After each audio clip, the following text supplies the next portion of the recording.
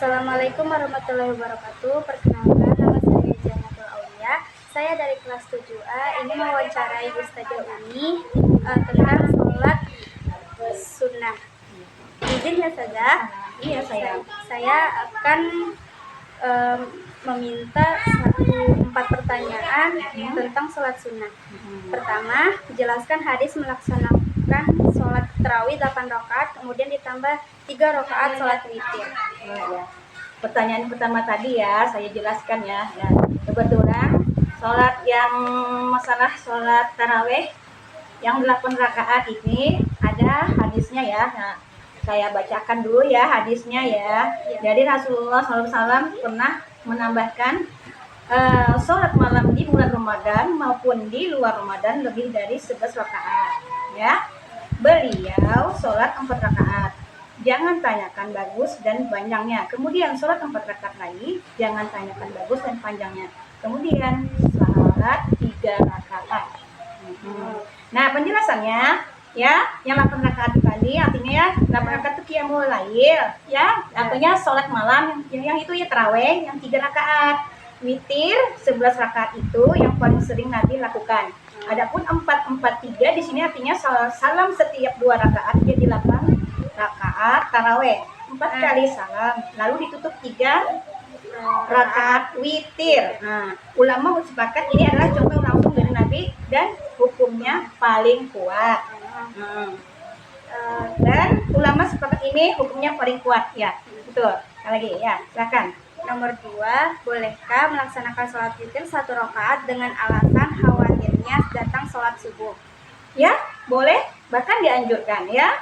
Nah, karena sholat malam itu dua. Jika seorang di antara kalian khawatir masuk waktu subuh, maka sholatlah 1 rakaat ya, yang telah dikerjakan. Artinya witir minimal 1 rakaat sah, maksimalnya tidak terbatas. Tapi yang paling utama 1, 3, 5, 7, 9, 11 rakaat. Alasannya witir ya, itu penutup sholat malam. Lebih baik witir 1 rakaat daripada tidak. Ya kan? Witir sama sekali karena keburu subuh. Jadi syaratnya dilakukan setelah sholat isya dan sholat sebelum subuh. Kalau sesudah azan subuh, waktu witir sudah habis. Jadi kalau si Mbak Jana atau anak Ananda atau bangun jam 4.30 khawatir subuh, langsung witir 1 rakaat saja dan sah dan dapat sunahnya ya. Oh ya. Lanjut pertanyaan ketiga, mengapa kesadaran umat Islam untuk melakukan sholat id sangat tinggi sementara untuk sholat sunnah yang lain tidak begitu?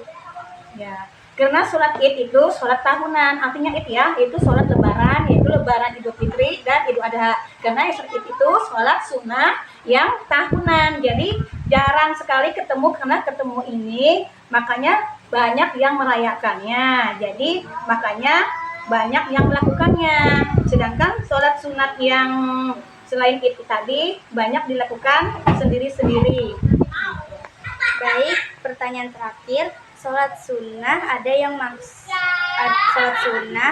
muakkad dan ada yang ghair muakkad. Juga ada yang dikerjakan sendiri dan ada pula yang dikerjakan berjamaah. Jelaskan sholat sunnah apa saja yang muakkad dan ghair muakkad dan dikerjakan secara sendiri dan dilanjutkan secara berjamaah.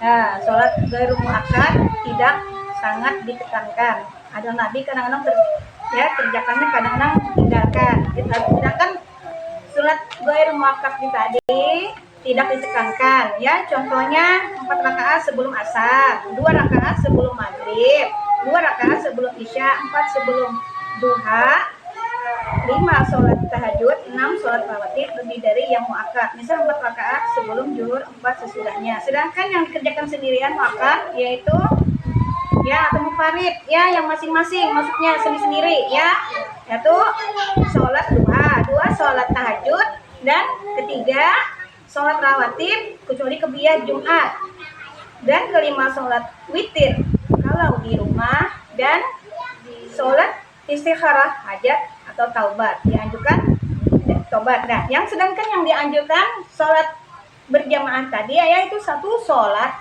tarawih, 2 yang tarawih ini dilakukan di mana? Di masjid. Nah, 2 sholat Id atau sholat lebaran ya, Idul Fitri atau Idul Adha yang dilakukan juga bisa di masjid. Dan yang ketiga sholat khusyuk atau sholat khusyuk, yaitu sholat gerhana bulan dan matahari yang dikerjakan juga berjamaah di masjid atau di suatu tempat. Dan yang kelima sholat istisqa minta hujan ya juga itu. Nah, yang itu yang berjamaah tadi ya, sholat muakkadnya yang berjamaah, yang ghairu muakkad maksudnya yang dikerjakan berjamaah ya.